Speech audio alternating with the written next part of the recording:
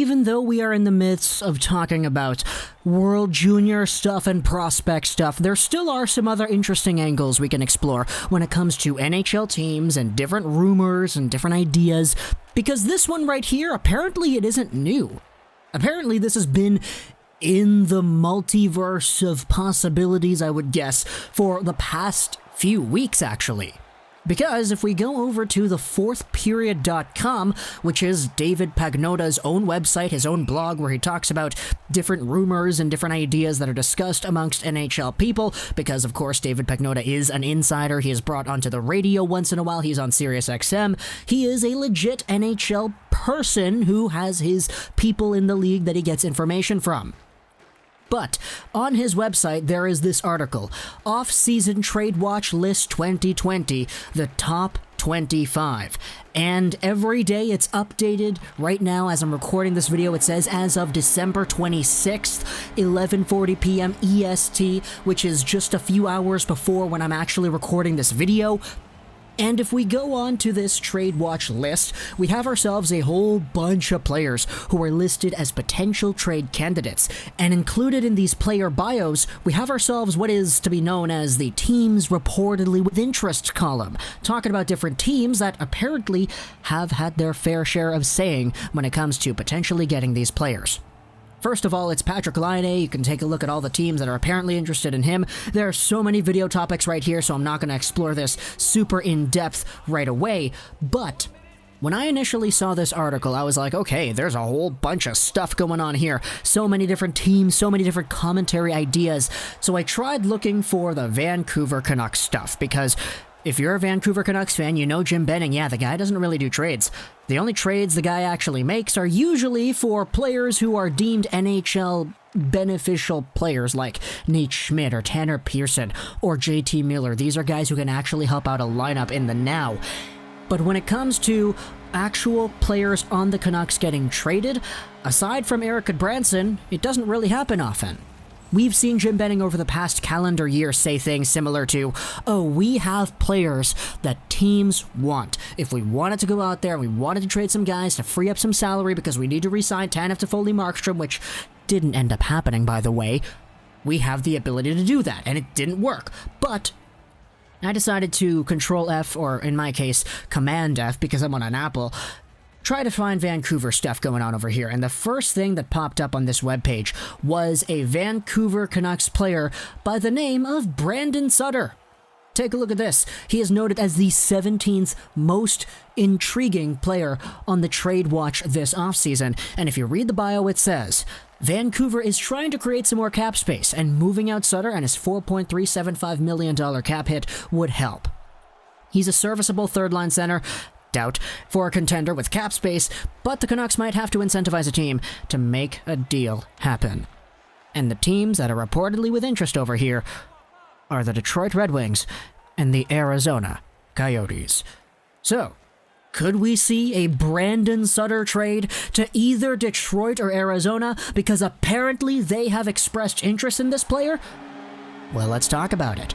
Firstly, I think that if there actually was going to be a Brandon Sutter trade, it would have happened by now. We saw Jim Benning in a position where he was trying to trade away Louis Eriksson. He was with the agent, and the agent was like, yeah, I'm trying to pitch my client over to other teams. And because it got to a point where it was so out in the open that Louis Eriksson was being shopped, to no avail, by the way, he's still on the Vancouver Canucks, I don't get why there wouldn't be an extended conversation that Jim Benning would not be having with other teams, saying, okay, Louis Eriksson is on the block, we're trying to get rid of this guy, you want Louis Eriksson? Hey, if not Eriksson, you guys want Sutter too? This is a very nice, serviceable third-line center on a Stanley Cup winning team. Doubt. But, I don't think it's reasonable to assume that if you had these Eriksson conversations, you would not have had these Sutter conversations as well. So that's why, in my opinion, if there was a Sutter trade to be had, I think it would have been done already. If it's Arizona, hey, we saw Arizona in the trade talks for Oliver Ekman-Larsson this entire time. Do you think Jim Benning not once threw out Brandon Sutter's name in there? And that kind of contradicts the entire idea that the Arizona Coyotes have, or at least that they did have, earlier on in general, because we knew the Coyotes were freeing up cap space. That was the big task for them. It's like in Among Us, you know, you have your big main task that you have to go to 3 different stations in order to complete, whether it be the wires or the download, upload, or the whatever. That's kind of their thing. They needed to get rid of cap space, and they needed to get picks because they didn't have picks, and they had way too much salary tied into players that they didn't really think were all too valuable compared to the contracts. So because the Vancouver Canucks were in a position where Brandon Sutter was making $4.375 million, and he still is, by the way, for 1 more year, thank goodness, and they needed to re-sign all these guys, Toffoli, Stetcher, Tanev, Markstrom, all those guys. I don't think it would be fair to assume that the Coyotes would actually be in on a Brandon Sutter, unless it was an Oliver Ekman-Larsson trade where the Canucks were like, oh, okay, the salaries balance themselves out, you guys are getting a nice third-line center over here. But that was before.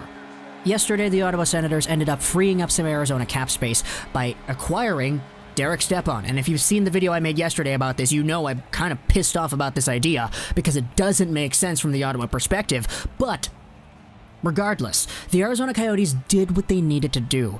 They set out, they acquired a draft pick because they don't have draft picks. Well, they have one now, but you get the point.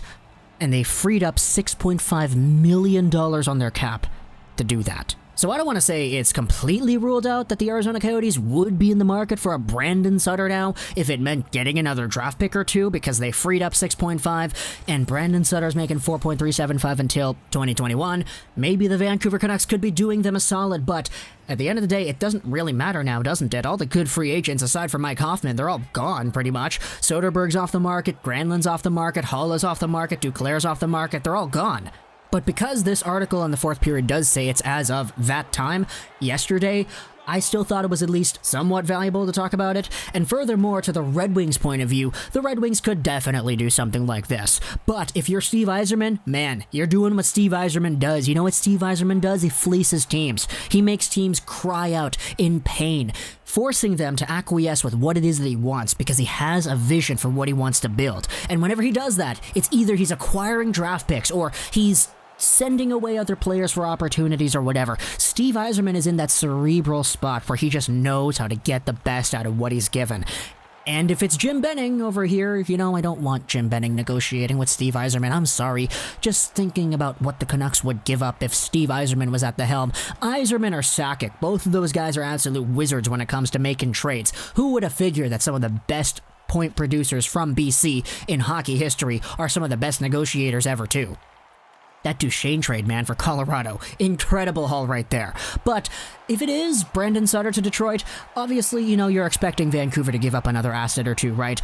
Like, we're not getting off free by just giving Brandon Sutter away for a pick or something. We're giving up Brandon Sutter in a second or Brandon Sutter in a third for like a 6th or a 7th or whatever, because Steve Yzerman just knows how to actually capitalize on these opportunities. And plus, again, with the Arizona thing, the Vancouver Canucks might not even have a need to do this anymore. All the good free agents, hey, who do they have to re-sign? Sure, they have money that they need to free up because they're technically over the cap, but Michael Furlan is here. We still don't know what's going to go on with him. If he goes on LTIR, that might solve all our problems. If Louis Eriksson gets waived over to Utica, that might solve all our problems too. Who knows what could go on with this Vancouver Canucks team, but the bottom line is Jim Benning was out there shopping some of these expensive guys before. And it was my belief that, hey, if you're talking about Eriksson, you're talking about Sutter too. You're talking about all the other guys that cost money on this team.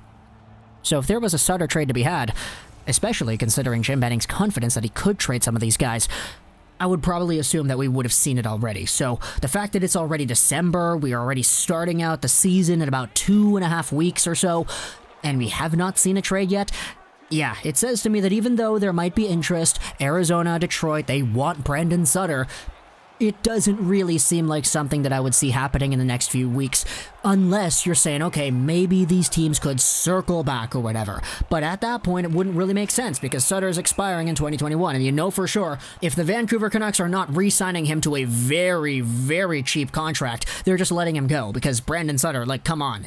Third-line center on a serviceable Stanley Cup winning team? Oh, yeah, maybe when he's in the lineup. Sure, Sutter had some good games in the playoffs, but like, oh man, I don't even know.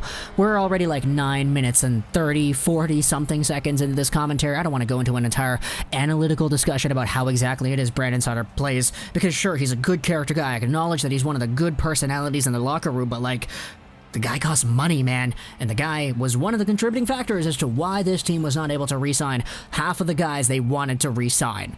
Thanks, Roussel, Beagle, Sutter, etc. Talk to me in the comments what you think about this idea. If you're a Red Wings fan, what would you want in addition to a starter from the Vancouver Canucks? If you're a Coyotes fan, same thing. Also, if you're a Canucks fan, what's the most you would be willing to part with had Jim Benning made a Brandon Sutter trade? Also, what would you want back to? Talk to me in the comments about this stuff. I hope you enjoyed. This was Josh Rolls 99. Check out this YouTube channel at 2:30, 2:45-ish PST for a stream. World Juniors, Canada, Slovakia. Can't wait to see you all there. And bye.